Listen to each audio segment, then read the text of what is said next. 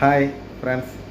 അപ്പോൾ ഇന്നത്തെ വീഡിയോയിലൂടെ ഞാൻ നിങ്ങളുമായിട്ട് പങ്കുവയ്ക്കുന്ന കാര്യം, നമ്മളെ നാട്ടിൽ നമ്മളെല്ലാം കുറേ പേര് പ്രവാസികളാണ്. അപ്പം നാട്ടിൽ നമ്മളെ ഭാര്യ, അമ്മ കാണും, പിന്നെ അച്ഛൻ കാണും, വയസ്സായ ആൾക്കാരൊക്കെ ഒത്തിരി കാണും.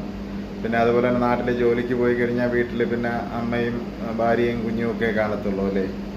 അപ്പോൾ എനിക്ക് നിങ്ങളോട് പറയാനുള്ളത് കാര്യം, ഇത് കേൾക്കുന്ന എല്ലാവരും ശ്രദ്ധിക്കേണ്ടത്, നമ്മളിപ്പം പകലൊക്കെ ആയാലും രാത്രി ആയാലും ഇപ്പം നമ്മളൊക്കെ ആണുങ്ങൾ വരാൻ താമസിച്ചാലും ഇല്ലെങ്കിൽ ആണുങ്ങൾ ഉള്ളപ്പം തന്നെ നമ്മൾ രാത്രിയിൽ ഒക്കെ എന്തെങ്കിലും സൗണ്ട് കേട്ട് കഴിഞ്ഞാൽ ബെല്ലടിച്ചാൽ പെട്ടെന്നൊന്നും നമ്മൾ വാതിൽ തുറക്കാറുണ്ടല്ലേ.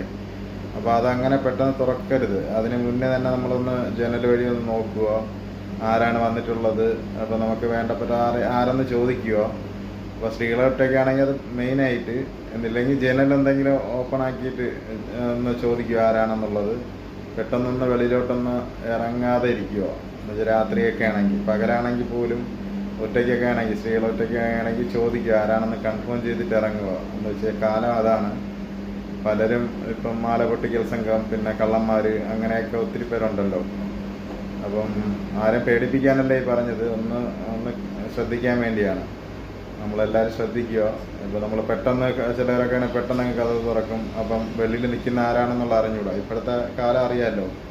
ഇപ്പം എന്തെങ്കിലുമൊക്കെ പിടിച്ചു പറി, മോഷണം, അങ്ങനത്തെ പല രീതിയിൽ സ്ത്രീകളോടാണെങ്കിൽ അവരിലുള്ള